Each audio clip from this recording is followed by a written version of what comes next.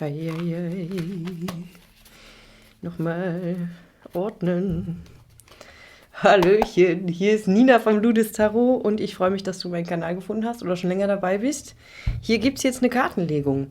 Wie immer, schau mit gesunder Distanz, emotional und geistig und guck ganz in Ruhe, ob für dich irgendein Bild, ein Wort, eine Botschaft, was auch immer, ein Symbol dabei ist, was du weiter denken kannst und für dich vielleicht einbauen kannst. Und wenn nicht, ist auch nicht schlimm.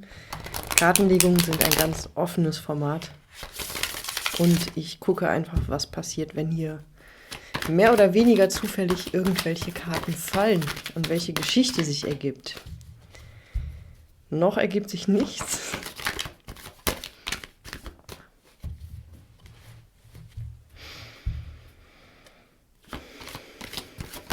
Da ist was. Ich glaube, das sind die 4 der Schwerter. Okay, wir haben hier schon was liegen. Es ist ein bisschen was links von mir gefallen, der Page der Schwerter am Unterdeck. Hier zu sehen. Eine Argumentation mit Schwung. Vielleicht gibt es hier irgendwie Kommunikation, Gespräche, Entscheidungen.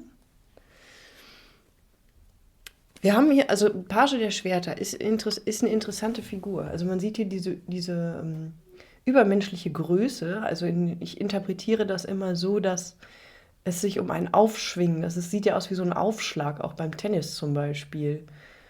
Da habe ich auch irgendwann mal eine Zeichnung gemacht, wo ich dem Pagen der Schwerter so einen Tennisschläger in die Hand gemalt habe. Vielleicht kann ich die irgendwann auch mal zeigen. Mal gucken, ob ich die noch finde. Also es hat was Sportliches, finde ich, in diesem Bild. Es ist ein Gegenwind angezeigt, das sieht man an den Bäumchen. Und genau, der Boden, also die Welt wirkt irgendwie kleiner.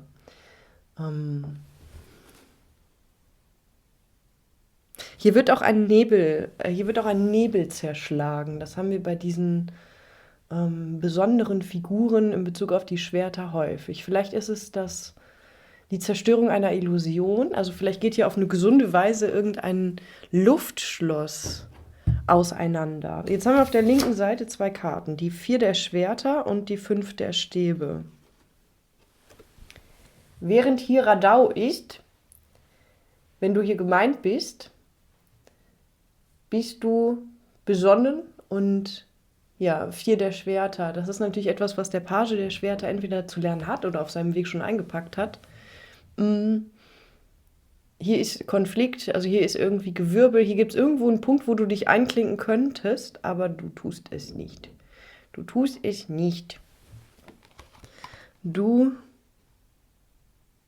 bist mit etwas anderem beschäftigt. Vielleicht gewesen, also linke Seite ist bei mir häufig, weil ich so von links nach rechts lese, auch sowas wie, das ist eine Situation, die entweder abseits von dir ist oder schon geschehen ist und es liegt in der Vergangenheit. Es könnte also sein, dass du auch etwas verarbeitest, dass du, vielleicht natürlich jetzt nicht irgendwie etwas Alltägliches oder Direktes verarbeitest, sondern wirklich etwas Tiefes aus der Vergangenheit verarbeitest und durch dich durchgehen lässt, was in dir für starke Konflikte gesorgt hat, etwas in dir hinterlassen hat, wie eine Spur. Vielleicht auch an einen Schmerz, also Gerangel. Ich sage das jetzt mal in relativ simplen Worten, die nicht so tief gehen, aber es könnte durchaus sein, dass das sehr tief geht und ich habe dieses Signal, dass das auch tatsächlich der Fall ist. Und manchmal, wenn dann in unserem Alltagsleben irgendwelche kleineren Konflikte wiederkommen, triggern die uns halt auf eine Art und Weise, dass wir schnell wieder in diesem Modus sind von damals. Also dass es hier wie um alles geht. Und dann verstricken wir uns miteinander und agieren aneinander halt irgendwie die Gefühle und die ganzen Kräfte aus, die sich zu einem ganz anderen Zeitpunkt eigentlich mal aufgeladen hatten oder irgendwie so ein Thema, eine Sache, eine Situation, wie so ein, nicht Flashback, das ist zu krass, aber es ist, man ist eben in einen Modus geworfen, in dem man etwas zu einem anderen Zeitpunkt, als es nicht möglich war, nicht hat verarbeiten können. Und jetzt kannst du es aber mit der 4 der Schwerter, weil du eine neue Möglichkeit inzwischen gefunden hast. Du bist, wenn du hier bist, ziemlich wahrscheinlich erwachsen geworden. Oder wie wir alle dabei sind, erwachsen zu werden. hast neue Möglichkeiten, bist da kreativ, hast auch also die Möglichkeit, besonnene Gedanken zu finden, die Gedanken zu ordnen. Und jetzt haben wir, würde ich sagen, in der aktuellen Situation hier wieder eine interessante Mischung von einer belebten Stimmung. Der Konflikt ist natürlich auch was Belebendes und manchmal nutzen wir das auch, um uns da ein bisschen dran zu unterhalten und zu stimulieren. Aber hier haben wir eine andere Form und auch die Schwerter spielen hier wieder eine Rolle. Also die 3 der Kelche und die Königin der Schwerter. Ist ein spannender Kontrast, oder? Also schau mal. Ist das jetzt hier so sinnvoll? So, nee, so rum. So.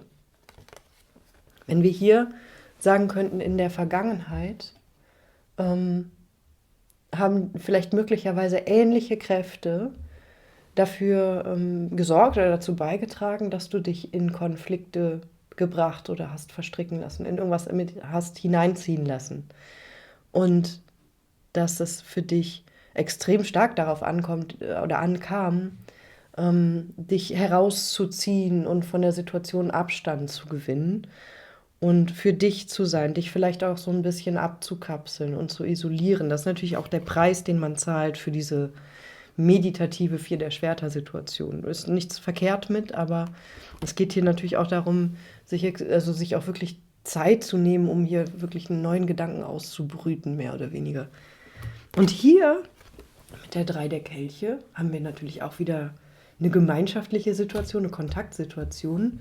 Und mit der Königin der Schwerter, die Figur, die im weiblichen Aspekt, also Königin, das Denken, das auch befreiende Denken, also eine befreiende Form des Denkens, kein Grübeln, sondern ein auch abgrenzendes Denken oder du hast dich hier von etwas freigemacht, von etwas getrennt, vielleicht von einem Habitus, vielleicht von Menschen, vielleicht von einem Konstrukt, aber auf jeden Fall davon, immer wieder in dieselben Kreisläufe gefangen zu geraten. Und dadurch wird halt also der Wunsch vielleicht natürlich auch, aber dieses Aufeinandertreffen, das Gemeinsamsein, wird hier mit den 3 der Kelchen zu einer Party anstatt zu einem Konflikt. Das ist natürlich total schön. Jetzt fällt mein Blick nochmal auf den Pagen der Schwerter. Die Königin der Schwerter finde ich deshalb so stark, weil man mit diesem Armband, ich weiß nicht, ob du das erkennen kannst, sie hat dieses Armband, damit weist sie auf etwas.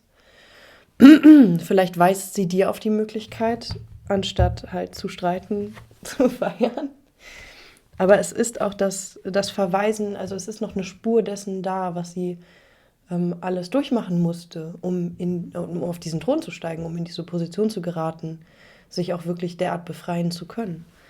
Und ich glaube, eine Schlüsselnavigation, Idee oder ein Schlüsselgedanke könnte sein, nicht zu vergessen, dass auch die Königin der Schwerter immer weiter lernt. Also nicht zu glauben, nur weil ich jetzt hier mich auf den Thron gehievt, also auf eine innere Position gehievt habe, in der die Dinge Land gewinnen können, die nicht zu dir oder zu mir oder zu wem auch immer gehören. Nur wenn man das einmal geschafft hat, heißt das nicht, dass es in Zukunft nicht herausfordernd ist. Das heißt, es geht auch darum, geistig und in Bezug auf sich selbst und auf andere in Bewegung zu bleiben. Entschuldigung, ich habe so ein bisschen Pollenhusten. So ist das manchmal. Ich soll noch etwas fallen lassen oder ziehen. Gucken wir mal hier rein. Die Welt. Okay.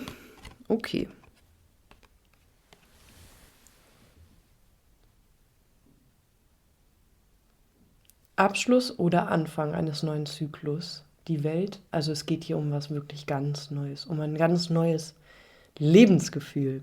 Ich muss an ein Buch denken, also falls es sich hier irgendwie auch so ein bisschen um die Liebe handelt, von François Julien, da gehe ich irgendwie immer wieder drauf ein, in irgendwelchen Formaten. Und dieses Buch heißt warum man nicht mehr Ich liebe dich sagen sollte. Das ist so ein kleiner Band mit 2 Gesprächen.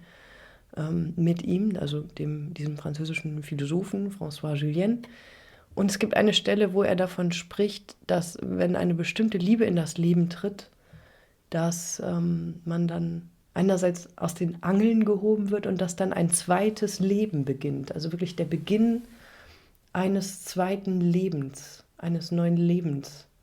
Das fand ich sehr berührend, wie er das beschrieben hat und auch irgendwie glaubwürdig.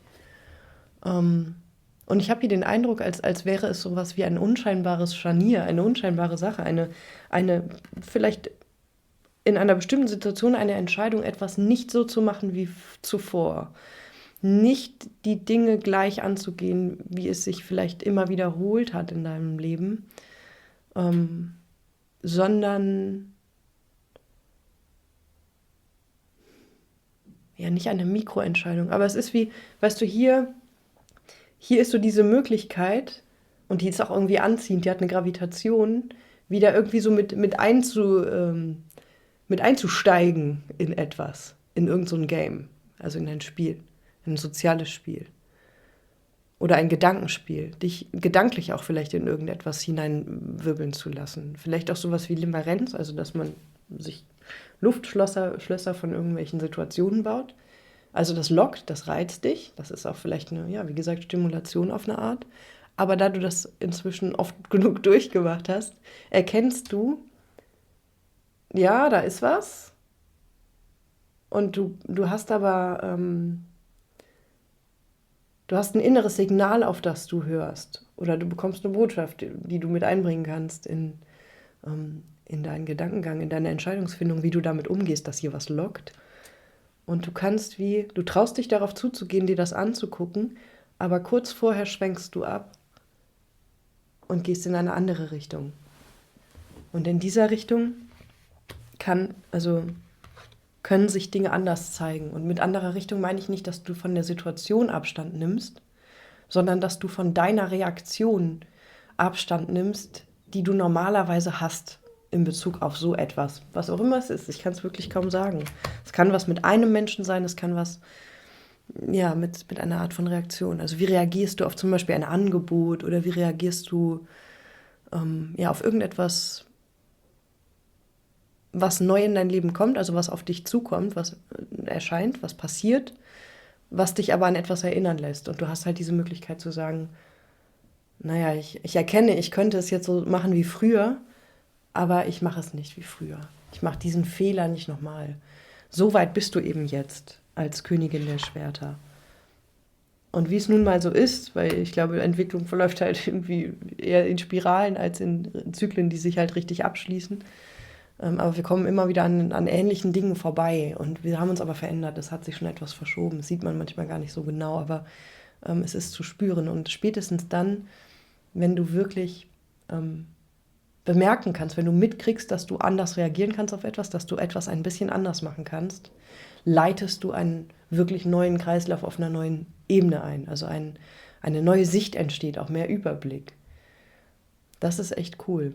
Okay, das war's. Also ich wünsche dir viel Freude im neuen Zyklus. So. Und sag mal Chapeau. So. Tschüss.